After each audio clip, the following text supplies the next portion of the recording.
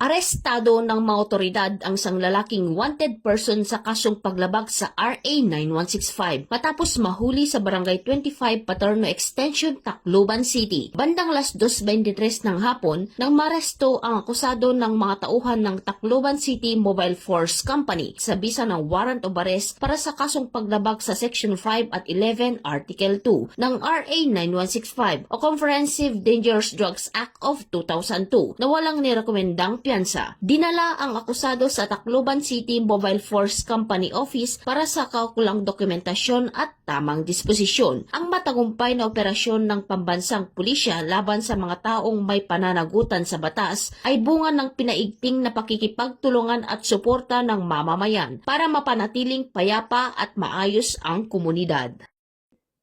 Mula dito sa Eastern Visayas, ako ang inyong PNN correspondent, Patrolwoman Palafox, alagad ng batas, tagataguyod ng Balitang Pulis.